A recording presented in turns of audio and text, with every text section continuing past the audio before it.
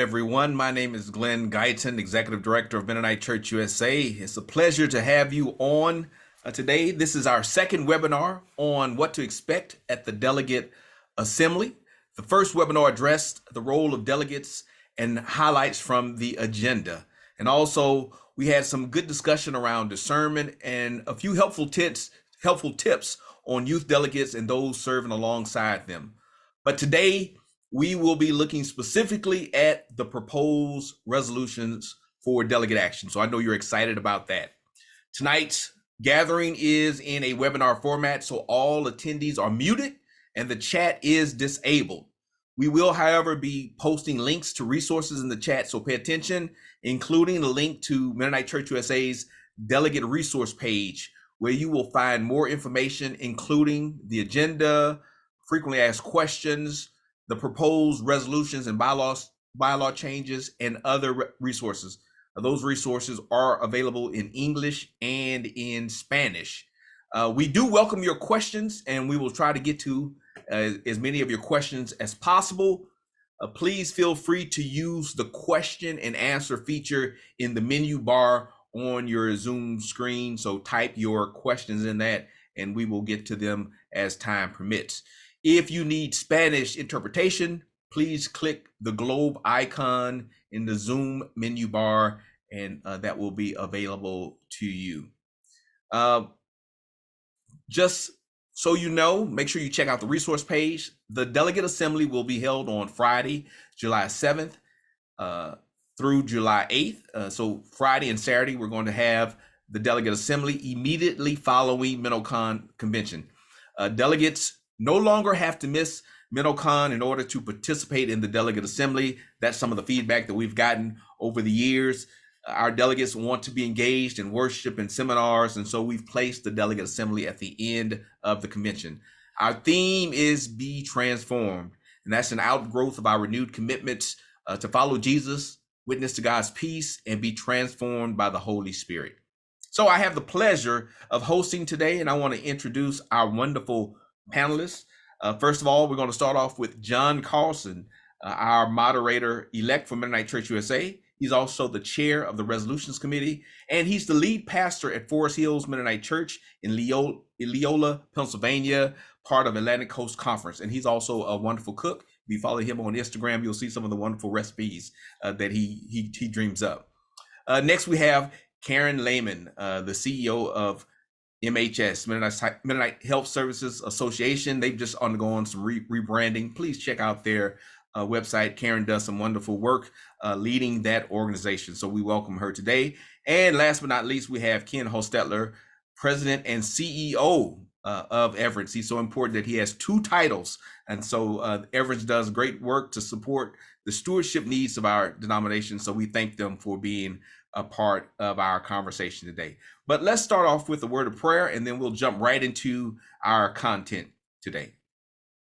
Dear God, we just thank you and praise you for this church. God, we pray that we can be witnesses to your peace in our communities. God, we're so thankful for the mission and vision of Mennonite Church USA. We thank you for the wonderful people that are a part of our body, our denomination, God. God, we thank you for the impact that Mennonite Church has had over the years, God. As we gather here today on this conference call, we want to lift up our leaders, our national leaders, our local leaders, God, and we want to lift up all of the people who serve and who contribute to the ministry that we've been called to. God, we ask your prayers as we discuss this delegate assembly. And God, we ask that you be with us and guide us as we meet in Kansas City. Lead our discussion, God. We pray that your spirit will flow through us, God, and we just pray for your wisdom as we discern your will for this body. So we thank you for this day, God. We ask that you bless us, bless this time, and bless all of those that we will encounter on our journeys. In Jesus' name we pray, amen. Okay, let's get started. So what are we going to be doing in Kansas City? Well, the executive board is proposing 3 organizational resolutions, and I'm going to ask John Carlson to just provide us an overview of what organizational resolutions are and the decision-making process for resolutions. Yeah, thanks, Glenn. And Glenn, when he introduces people, always gets to add these fun little personal details he knows about them. But we never hear much about Glenn because he's always doing the introductions. But Glenn has fairly recently, I think, started riding motorcycle. Is that right, Glenn? That is true. I have a motorcycle. Is it going to make it to Kansas City? No, no, No. no. All Just right. Well, local. sometime you got to make your way to San Antonio and ride motorcycle with Glenn. That should be the plan here. So yeah, resolutions is the way that we speak about any formal action taken by delegates by vote during a delegate assembly. There's lots of really rich and important things that happen during a church-wide convention. And then there's so much richness that happens as we gather around the table as delegates representing congregations and area conferences. And resolutions are one specific outcome of those processes. So in our structure, we recognize at least three different types of resolutions. There are what we call simple resolutions. Things to like approve the minutes of the previous assembly, to express thanks to the hosting regional conference. If there's a meal provided, sometimes there are resolutions to thank the caterers or the cooks. Those are simple resolutions. Then there are church statements, and these are statements that are intended to facilitate ongoing discernment for Christian faithfulness at the congregational conference national level. These are not binding on congregations or area conferences. If you've been around MCUSA for a while, this is what many of us talk about when we informally say resolutions. We're really referring to church statements. And often these tend to focus on controversial or divisive issues. And one piece of feedback I've heard consistently as chair of the resolutions committee has been a lot of frustration around the church statement process. And then there's a third category of organizational resolutions. So these are actions that are intended to create or modify or append policies, procedures, legal documents of Mennonite Church USA. So this is an opportunity for congregations and area conferences through their delegates to direct the work of the executive board at the formal governance level. So think of things like bylaws. The bylaws say that the Executive Board of Mennonite Church USA shall present at its discretion to the Delegate Assembly major issues of policy for the National Conference for the Delegate Assembly to discern and to provide counsel. So the three resolutions that are coming sort of fall under that umbrella of our bylaws. This is the Executive Board recognizing a direction that it seems wise for the church to move in, and we're bringing that to delegates both for discernment and feedback, and then also to take action on. So delegates are going to be invited to, again, both offer feedback and then to make a formal decision. Decision-making is the process for how we make decisions is governed by our bylaws, where floor privileges are granted first to delegates, delegate assembly committee members, members of the program boards and committees, and then the moderator, our moderator for this assembly is going to be Linda Dibble. I believe she's on the Zoom today. She has the privilege to extend the right to speak from the floor to others during our assemblies. Each assembly delegate is eligible to cast one vote, and there's no provision for proxy voting. So if your congregation or area conference wants to be represented, you need to send someone physically to Kansas City. And a majority of votes cast shall determine any matter except when the assembly agrees otherwise or when otherwise provided in these bylaws. So we'll take action on these proposed resolutions by simple majority. All right, thank you, John. And I know we often get questions sitting in advance, and a couple of questions I do want you to tackle before we go to the next section. Well, one of them, and I'm going to answer this first one, but one of the questions we get is why don't we allow proxy voting? And I think the main reason is because we do believe in communal discernment. The purpose of the delegate assembly is not just to come and do an up and down vote, because we could do that virtually.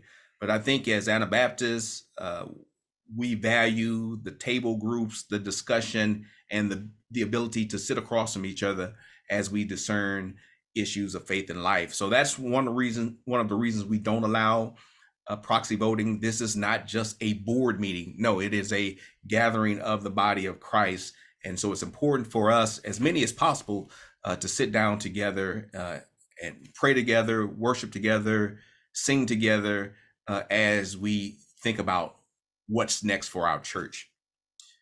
So John, one question that we did get was about a resolution that was not forwarded to the delegate assembly that came from Virginia Conference. And could you tell us a little bit about that? And you have the question. I'm not going to read the entire question, but John, I think you can give us a good snapshot of what's going on.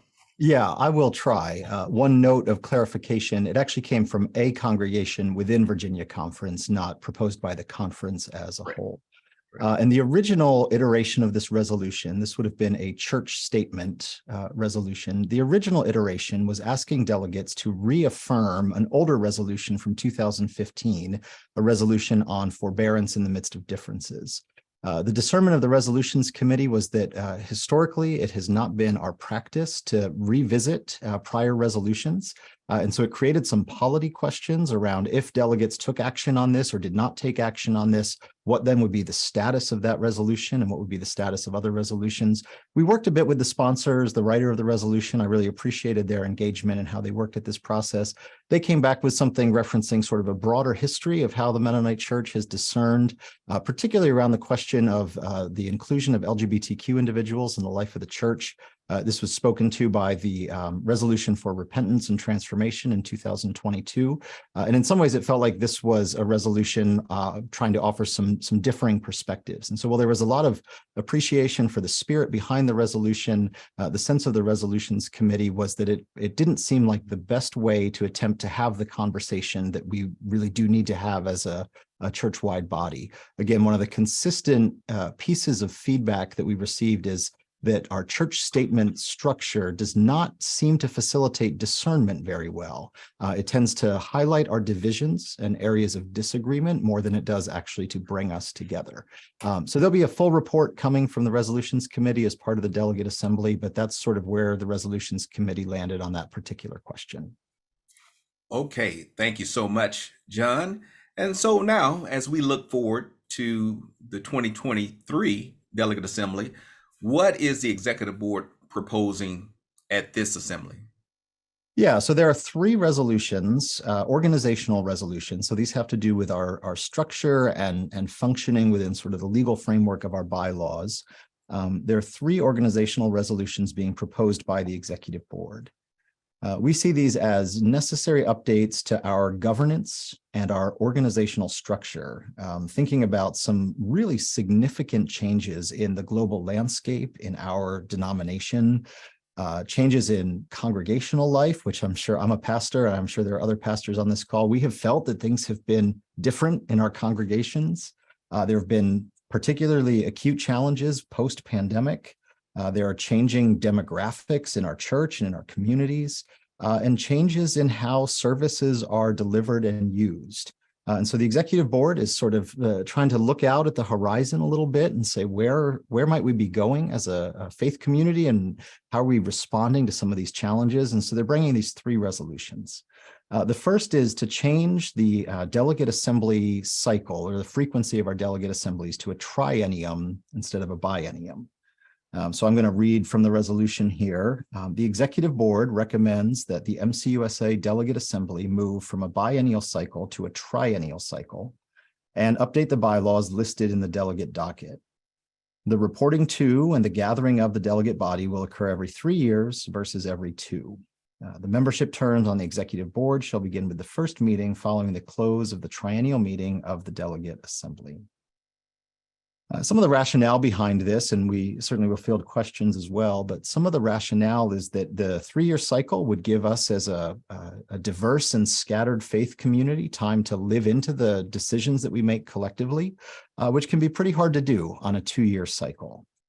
There's a church impact statement to go with this resolution that forecasts that if both the Delegate Assembly and Mennonite Convention, and that's not governed by the bylaws, the Delegate Assembly frequency is, and Mennonite Convention is not, but we've tended to overlap those to save costs.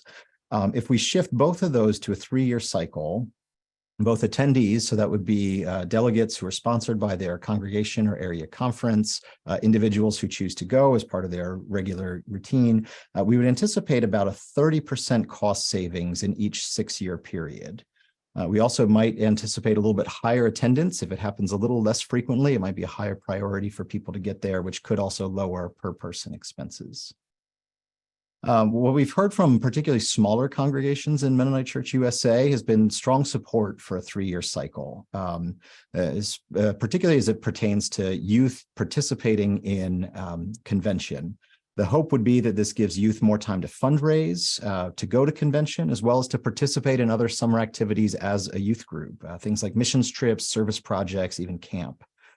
So if this passes, it would go into effect beginning 2026. So we would shift and not meet in 2025, we would meet in 2026. I'm going to pause there and just see, Glenn, if there's anything you wanted to check in on before we move to the next two resolutions. Yeah, and I think one of the questions we had was about what happens with our young people.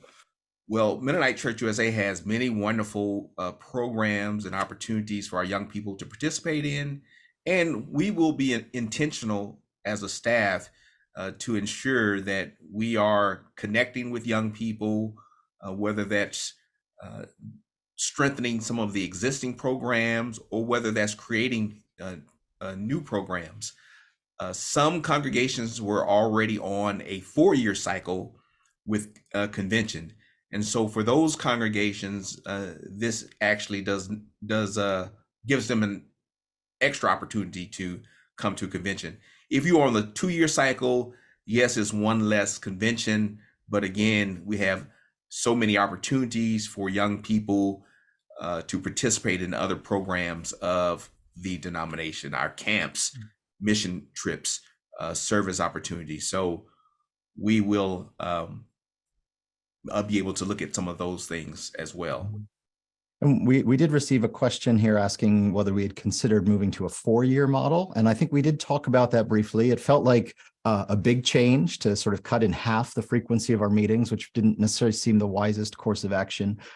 And also this connects with terms for people serving Yes. in church-wide leadership positions on our executive board, on our leadership discernment committee, the resolutions committee, the church-wide agency boards. And the sense was moving to 4-year terms might be too big of an ask as we're trying to continue to diversify and recruit really strong, gifted people to serve in those roles. So 3 years felt to the executive board and in the various conversations we've had, even talking with Constituency Leaders Council, 3 years felt like the right move at this point in time. Yes, and it also lines up really well with Mennonite World Conference, their cycle, because we don't want to have conflicts with their schedule either.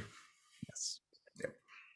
So the other two resolutions that the executive board is proposing have to do with our program entities and church-wide agencies. So these are organizations, there are currently 5 of them that are part of our formal structure that carry out specific missions within our church. So there's Mennonite Mission Network, Mennonite Education Agency, Menno Media, the publishing house of Mennonite Church USA, Mennonite Health Services, and Everence.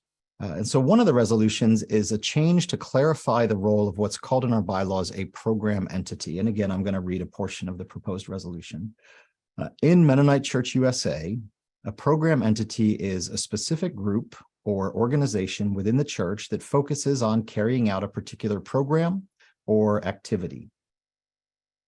These entities are often made up of organizations that share a common interest, values, or goal. Yet they may have their own systems for operating.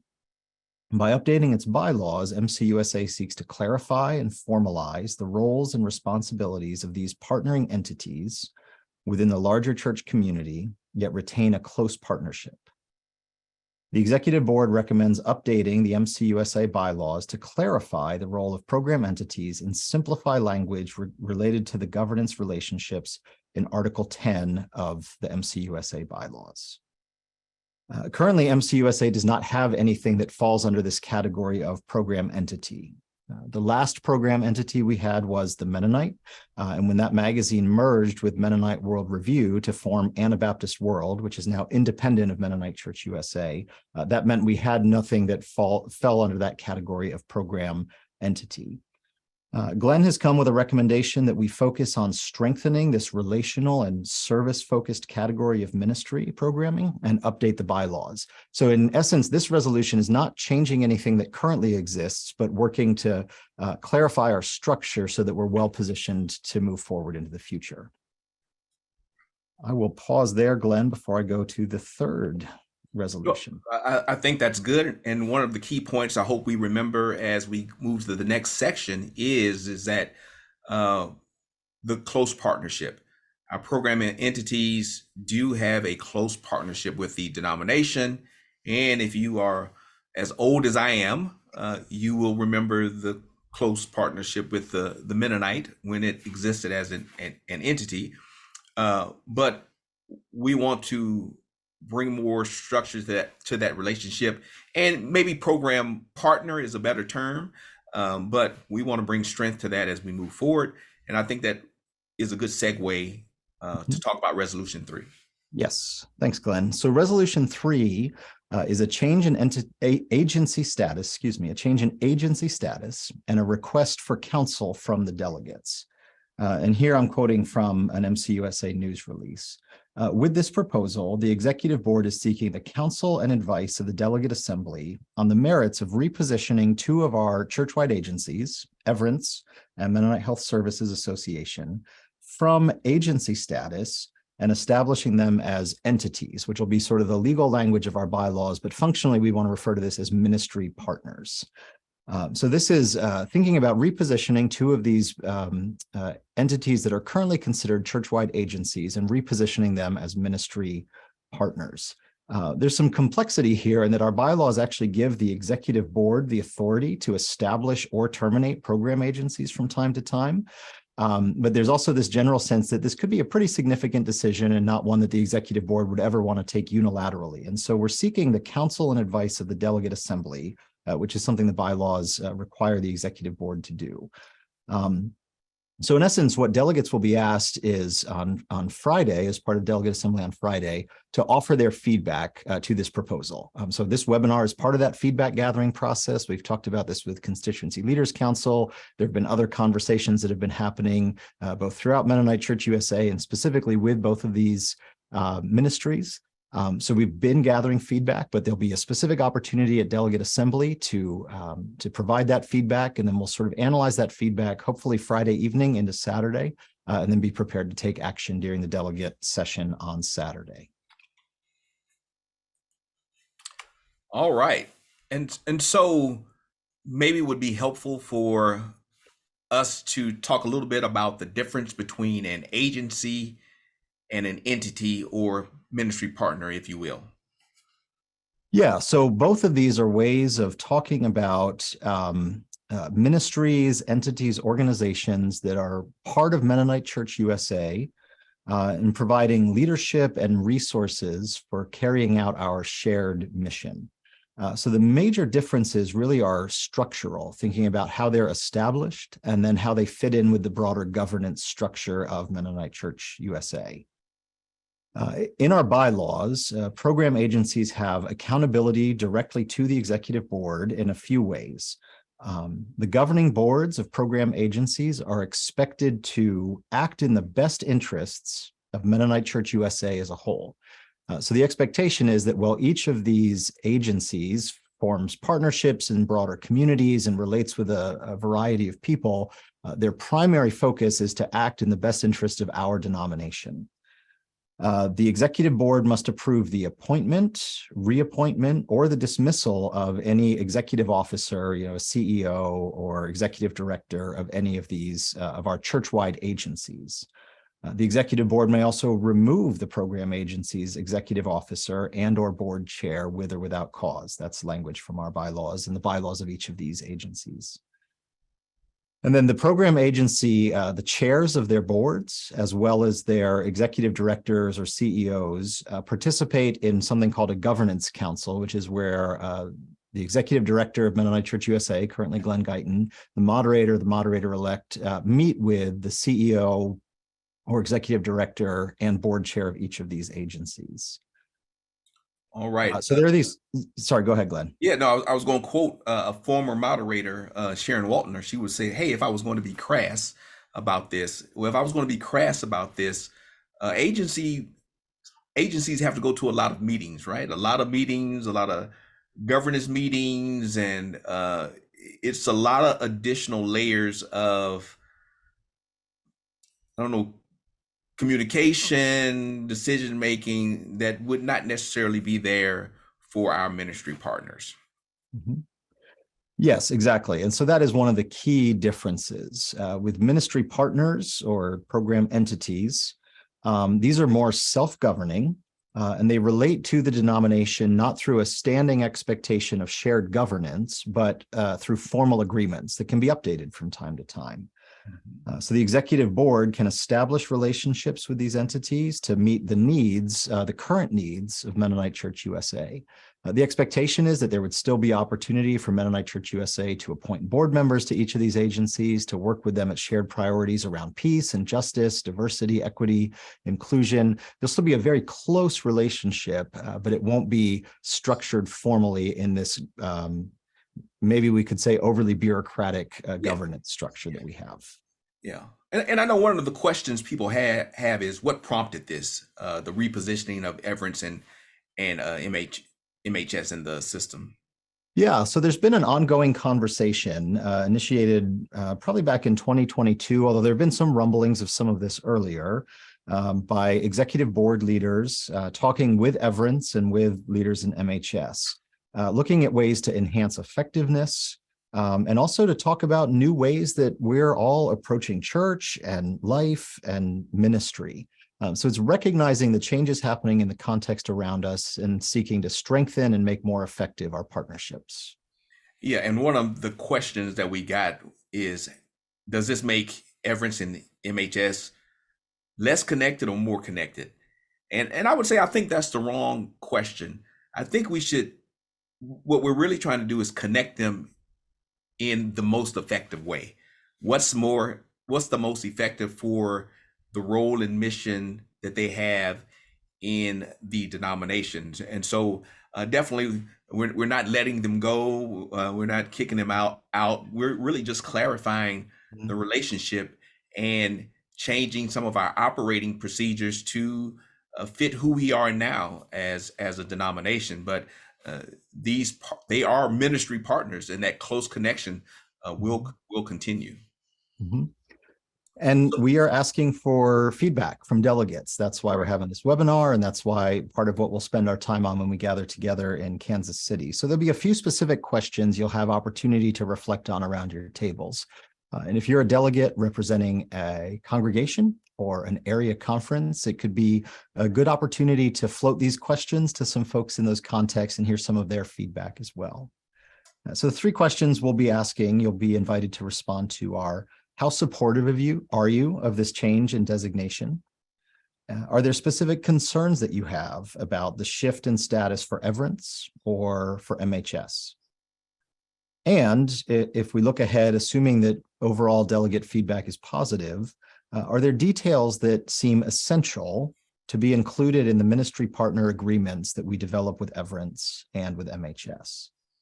And again, if the feedback that we gather Friday is positive, delegates will be invited to vote to provide approval to, in essence, sort of endorse the executive board's recommendation to make the necessary revisions to the bylaws that reflect the new status of these organizations. All right. Well, thank you, John. You and I have talked quite a bit at this point, and we have two very smart, capable executive director CEOs on this call, and so we want to hear from our panel.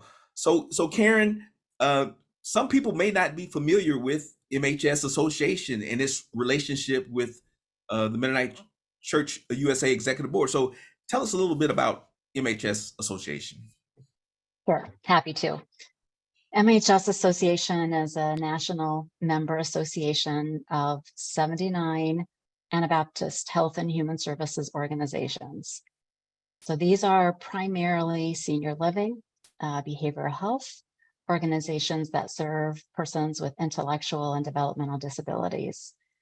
So member organizations are Anabaptist, or they resonate with Anabaptist values, but not all are Mennonite or are affiliated with MCUSA. MHS Association serves the leadership of its member organizations with a focus on leadership development, best practices in governance and networking, all from an Anabaptist perspective. So anchored in our Anabaptist values, MHS Association integrates faith and work. And we work to inspire and strengthen our health and human services ministries to help them fulfill their missions. MHS Association provides programming to support, and it's a network of Anabaptist organizations So to inspire their collaboration with each other, also for shared values, which really guide our members, their culture toward finding creative solutions for their businesses, and also faith-grounded strategic business tools and resources. I think we primarily focus on leadership development and best practices in governance. So MHS Association became a program entity of MCUSA in 2013. I should say it's a program agency. We're talking today about changing to the entity status. So in 2013, we made that change to come into agency relationship, and we have deep roots in the Mennonite Church.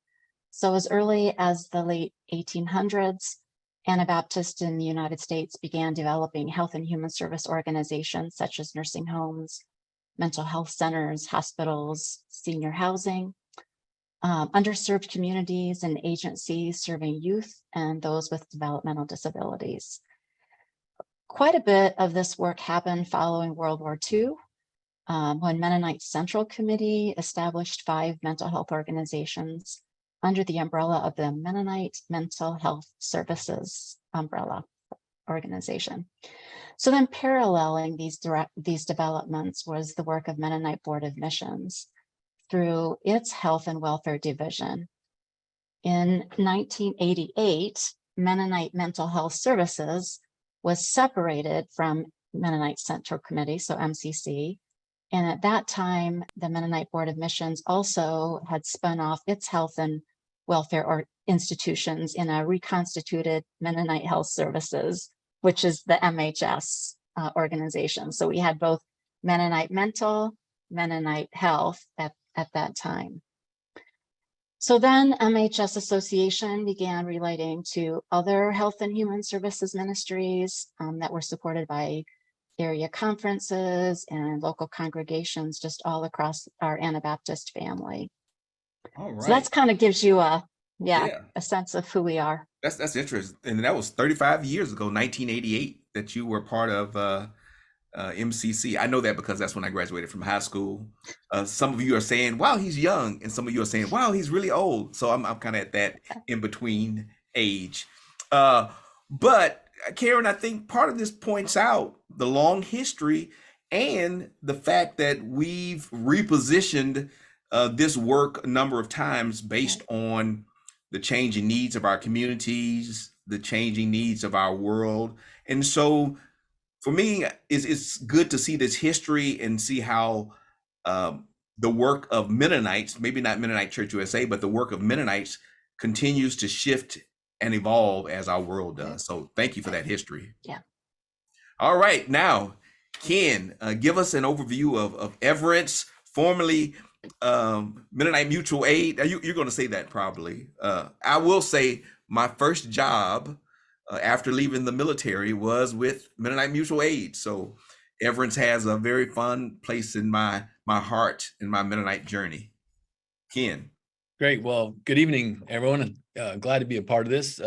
Glenn, we were glad to have you be a part back then, and we've appreciated the way that you related to our board because you brought that really strong connection and background to Everence and where we've come from. So what we call Everence is actually a mission-driven enterprise made up of 16 not-for-profit and for-profit entities. It's got combined assets under management of approximately $6 billion if you put it all together. So we have a comprehensive financial products and services, and they include banking, insurance, and financial services with community benefits and stewardship education, and are open to individuals, organizations, and congregations that share the historic Mennonite and Anabaptist stewardship principle that all we are and all we have are from God. That comes from Psalm 24. So it's worth noting that as a financial services company, Everence is subject to extensive federal and state regulations and governance requirements. And we've served other groups outside of Mennonite Church USA since our earliest years, and we're currently at 78 years. Some of you would know that Everence was originally known as Mennonite Mutual Aid, Inc., as Glenn just said, or MMA. And we were formed in 1945. It's by the old Mennonite Church General Conference as a new way then of extending mutual aid to church members. It wasn't until the old Mennonite Church and the General Conference Mennonite Church merged to create MCUSA in 2002 that our relationship to the denomination was defined as the stewardship agency of Mennonite Church USA. Today, about a quarter of our current clients and members are affiliated with MCUSA. So it does remain as the largest single denomination represented across our customer base. All right. Thank you so much, Ken. And I hope you were paying attention when Ken said that there were 16, not one, 16 organizations, little corporations, entities that are part, I shouldn't say entity, but groups that are part of Everence. And so most people don't understand the complexity of that, and also the additional governmental regulations that Everence is subject to because of the type of organization that they are.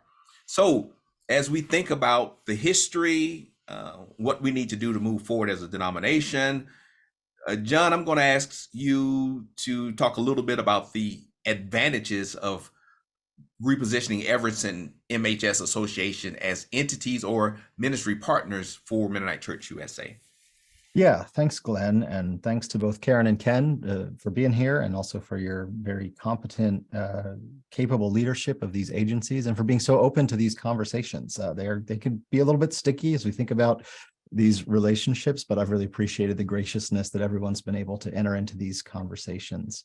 What the executive board recognizes is that bringing these outside of our formal governance structure is a better fit for our denomination and our executive board's leadership capacity. I think especially about the legal complexity of governing institutions in highly regulated industries. I know over these past few months, some of us have been hearing a lot more in our news feeds about bank regulations, for example, and Everence fits into that. And the executive board does not necessarily have really the competence or the capacity to engage in those conversations at a meaningful level. Everence is accountable to 5 federal regulatory bodies, plus the departments of insurance of many states. And those regulations, as I'm sure Ken can attest to, and Karen as well, the regulations around healthcare, they're constantly changing, and there's increasing complexity for financial service firms and healthcare providers. We see that this could streamline our processes around strategic planning, collaboration, communication in serving Mennonite Church USA. We see that there could be more programming flexibility and also cost-effective governance for all of us, and clearer lines of authority for decision-making and development of services. All right, thank you. And in regards to Everence, Ken, what do you see as the benefits for Everence in this repositioning? Well, we believe that adapting our ministry partnership will help Everence enhance the ways we can continue to serve Mennonite Church USA and its members, and have greater flexibility in responding to the shifting demographics, relationships, needs, and approaches to church life across other Anabaptist communities, congregations, and organizations. And additionally, this arrangement will be better aligned actually with the governance structures for both Everence and MCUSA more effectively and accurately. Yeah, I think a lot of things have changed since we formed, and even though we have some things on paper, we don't have actually some of the clarity that we need in how we relate to one another. And Everence does provide a number of services for us as a financial services institution, and so we actually hire Everence to run some particular programs, like the Corinthian Plan is one of the programs that Everence manages on our behalf. So in some sense, it would be better to have some clearer lines between some of the work Everence does for us and it actually being connected or perceived as a kind of a more structured part of the organization. So we want to work at clarifying a lot of those things in this repositioning. Now, Karen, what are the benefits for MHS Association? So unlike Everence, we don't have as long a history. So we haven't been a long-term agency and had that relationship with MCUSA. And we are an association of mostly Anabaptist, not all Anabaptist of ministries. So there are a number of reasons why a new connection with MCUSA we think would better serve members and our stakeholders. and at the same time would allow us to continue to maintain this covenantal relationship with the church, with MCUSA. So many of the considerations between MCUSA and the other agencies are not relevant or don't apply to MHS Association. I mean, mainly due to the voluntary membership relationship that we have with our organizations. They are often very loosely related to churches, and in some cases are no longer relating denominationally to any faith tradition. So other than the board appointments through executive board and the delegate body, it's really rare that any other agency discussions or decisions impact the work of MHS Association, just due to the nature of our work and purpose. Right. And unlike other agencies, you don't necessarily relate to individual members of churches. You actually relate to other institutions. Like you are a membership association that draws in other businesses, other entities into your work. So it really is different. One thing I will say is I do appreciate that at your national convention, you do always offer something about Anabaptist history and your connection to the church. And your members were very excited about those seminars, if I remember correctly. Yes. Yeah. So John, do you see any disadvantages of this transition? Well, as I'm thinking about this question, just at the personal level, I've realized that I haven't known Karen and Ken very long, but they've always been very nice to me. And I'm starting to be suspicious that maybe that's just because the executive board is their bosses and they're just trying to, sort of kiss up a little bit. So I'm a little worried they might not be as nice to me if we change that. But no, certainly the potential downside that we recognize is just the diminishment of formal governance authority. And sometimes that formal governance authority can feel really reassuring and be useful in helping to keep organizations on a path that's in alignment with their history and heritage. So there is a risk there. But it also creates an opportunity and certainly a need for more intentional communication between all of the various constituent parts of our denomination and between Everence and Mennonite Health Services. Yeah. And so, Karen, we do have a question that asks, why did MHS seek agency status and why does it now see separating as more advantageous? Now, I can answer that. I was there when it happened, Karen, if you don't feel comfortable. Go ahead. Okay, Go ahead. I will answer that. I was actually on the executive board staff when that happened in 2013. And I think it was part of the ambitious vision of the current executive director and previous MHS executive director for a vision that probably, I would say, never fully manifested. I think that while the idea was good to add to the agencies, the clarity on the work that MHS would do in our system wasn't there. And then, healthcare has changed, the leadership has changed, the vision has changed, the denomination has changed. We are definitely not the same church that we were in 2013. And so Karen and I worked really hard to figure out the right positioning of MHS in our system for a number of years since both of us moved into our roles. But I think this is the right move now. But I will say that even as we think about some of their partners, like AdNet, that works with the disabilities, that's a part of MHS, but that group does serve the needs of some of our congregations. And so that partnership continues. It's really the governance piece. We would probably do better working with some of the partners more directly than this kind of overarching entity that's currently MHS Association. So Karen, any disadvantage you can think of? No. I really don't. Because I don't see that there will be any diminishment in our relationship. I think we have such positive relationships across the, between our agencies. The colleagues we're colleagues with each other, each of the executive directors and CEOs. So, as John mentioned, I think it's going to require some new and intentional ways of connecting and communicating and collaborating with each other. But I don't see a downside. Okay. Ken? Well, so over the past 21 years, Everence has valued the ongoing support of and the shared work with the MCUSA executive board agencies and colleagues. And adapting this new ministry partnership won't diminish those relationships, but it will require us to find some new and intentional ways to connect. But as we think about it, I actually think if we look back or maybe look across a little bit, the model we're looking at is probably most similar to MCC and maybe MDS as we serve other churches in the Anabaptist stream. Everence, as you talk about history, shares the founders and the DNA of these entities, and there's a lot of overlap in relating to other denominations. And while we remain deeply connected to MCUSA. Yeah. So how do you keep that Anabaptist focus, working with so many different groups?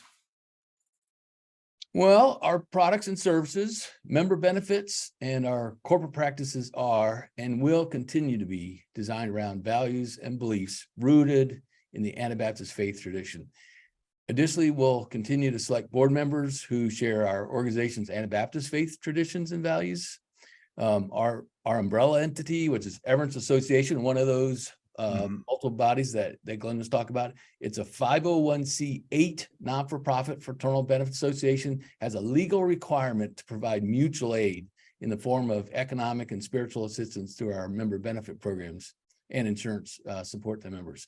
So the government defines fraternal membership as individuals united through a shared link and engaging common activities, and which, according to our fraternal charter, which is established in the mid-1960s, was defined as members of churches in the broader Mennonite community.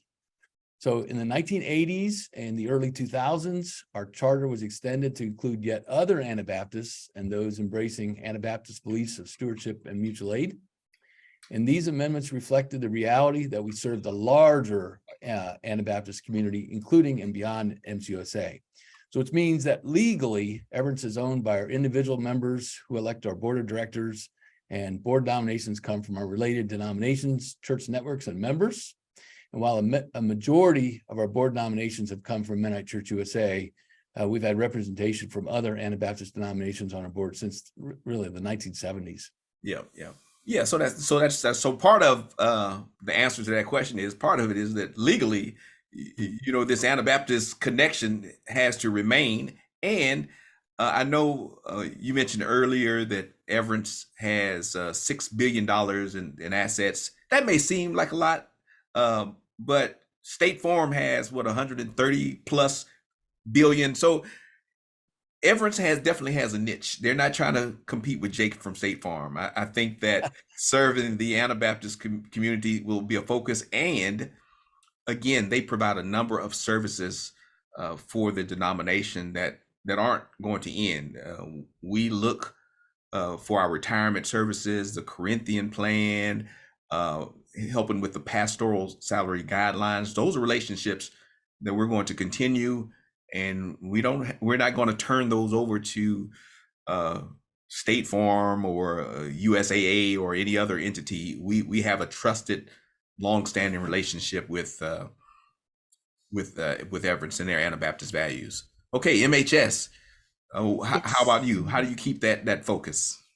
So our bylaws specify the purpose of MHS Association is having a foundation in its Anabaptist faith. So being Anabaptist is imperative to our mission, vision, and to the value that we provide to our members. Some of our member organizations have Anabaptist roots extending back 130 years. So deep roots in our Anabaptist faith. And MHS Association has formal and informal covenantal relationships with other Anabaptist denominations. And we would intend to continue our relationship with MCUSA. I think the biggest threat to MHS Association is losing its Anabaptist focus. And in losing its Anabaptist focus, which is the shrinking church. So that, because those implications impact our health and human services ministries. So simply put, if MHS Association isn't Anabaptist, it loses its purpose. Yeah. I like that. I appreciate that, and it has a great reputation in these various communities. I was just talking to someone at a church and saying, hey, how much they appreciate it. Well, some of your partners, right, being in the nursing home and facilities that that you serve. Well, one question, and let's just get to this. One question was about finances. You know, does Everence contribute? Does MHS contribute to the finances of Mennonite Church USA, and will that continue? I don't know, Ken, Karen, either one of you want to answer that? Yes. Yes, and that's a yes for both. Both Everence and MHS do Right. contribute, and Everence quite a bit. Right. Mission Network, Mennonite Mission Network, and Everence are our two largest first fruit donors to Mennonite Church USA. Will those partnerships continue? Yes. You know, we will continue to discuss those things. Karen and Ken have both expressed that they want Mennonite Church USA to be viable, and so we will continue to have some type of arrangement.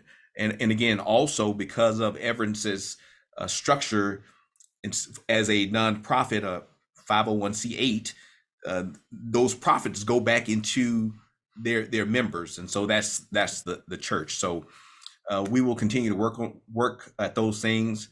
I'm not concerned at all about their support and dedication to the long-term viability of Mennonite Church USA. Ken, Karen, anything you want to add?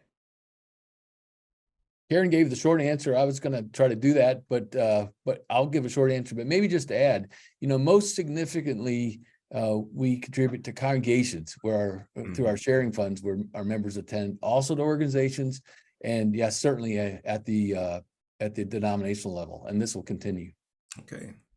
All right. So how will this transition impact marginalized communities? I'll let you start, Karen.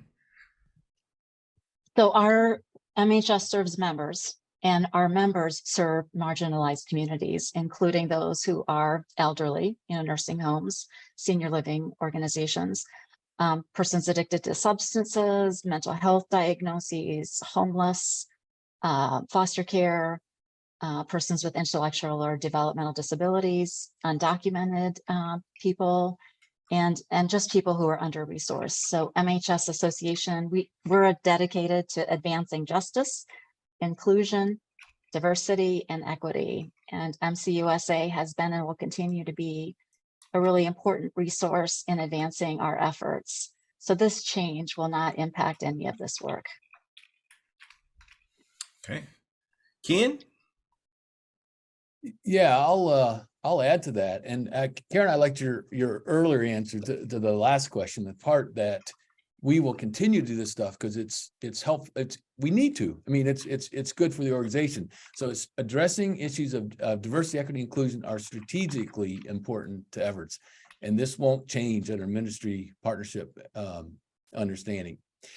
So some of the ways that we are actively working to address the financial and economic inequalities that have systemically oppressed individuals, families, and communities for generations include creating innovative solutions and community economic development activities to better meet the needs of our diverse members, fostering a more diverse and culturally inclusive workforce, and educating others about the intersection between race, faith, and money, and how it impacts communities of color disproportionately. Yeah, and I would add to that Mennonite Church USA as a denomination will continue to be a partner in that work. As followers of Jesus, we recognize that racism and sexism are sinful. And so it's part of our work and our witness in the world of pursuing God's shalom to peacefully resist all forms of injustice in all places. It's part of our renewed commitments that we bear witness to God's peace, and that includes working at these efforts of diversity, equity, and inclusion. Yeah, and so I know again MHS is working with us in some capacity on reaching out to those with disabilities. That community, Everence has a wonderful track record of working with us with a number of the racial ethnic groups, and even now as we launch our work into climate justice, Everence is a sponsor and has been a long-term sponsor of those types of programming. So Ken, a question for you, and we had one in the chat about, how will conferences and congregations relate to you when you're no longer an agency? Sure. Well, people can describe Everence in all kinds of ways. And I did earlier in terms of something like the financial functions and all that. But I keep telling our folks, yes, there's dollars and numbers and all that good stuff, but we're the people business. So the relationship between Everence and Mennonite Church USA conferences won't change. We fully intend to relate the conference as a ministry partner to MCUSA in ways that will both be familiar and new. And working together helps to build healthy financial stewardship cultures, which in turn help congregations experience greater spiritual vitality and resources.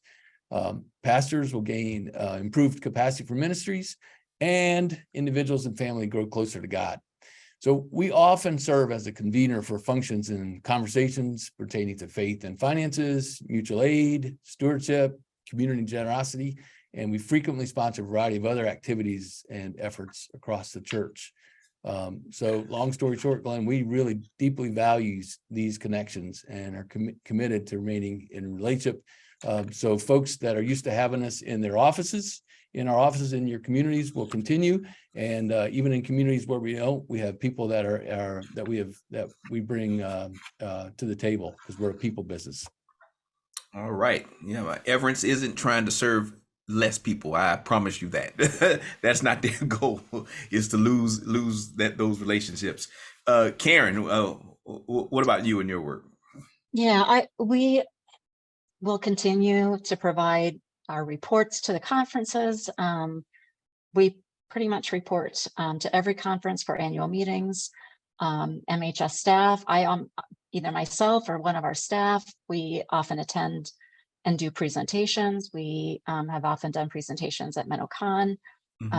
We do a number of things also for conferences. So we don't anticipate any of this changing.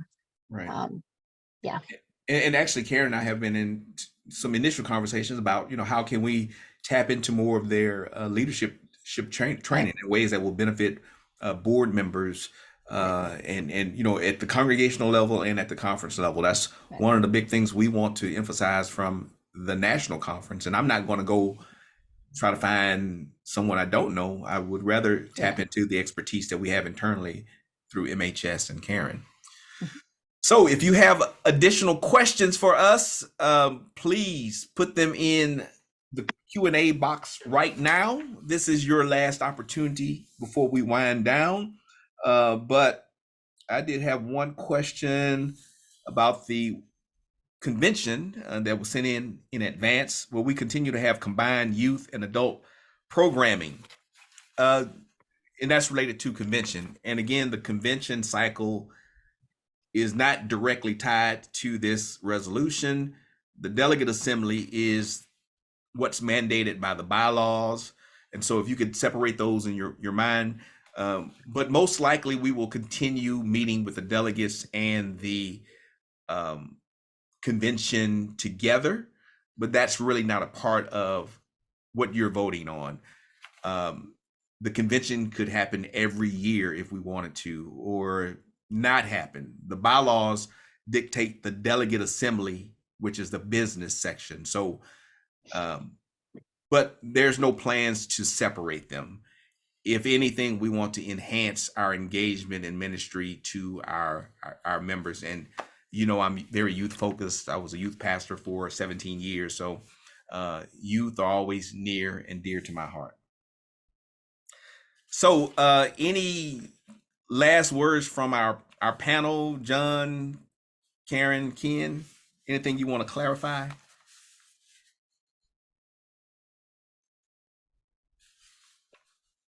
Nope. I think we got all of the questions in advance and all of the questions that were typed online. But make sure, if you want to know what's going on, hey, make sure your delegates watch this, okay? Make sure your delegates watch this. Go to the website so you'll have all of the information that you need. But for the latest news and events from Mennonite Church USA, make sure you subscribe to Piecemeal. That is the official weekly e-newsletter from the denomination. So find out the latest and greatest. If you speak Spanish, please subscribe to Minoticias, our monthly Spanish language newsletter published in collaboration with Hispanic Ministries of Mennonite Education Agency. And there will be links to the chat. Thank you so much for your time. And that concludes our webinar for this evening. And we look forward to seeing you in Kansas City. It's not too late to register.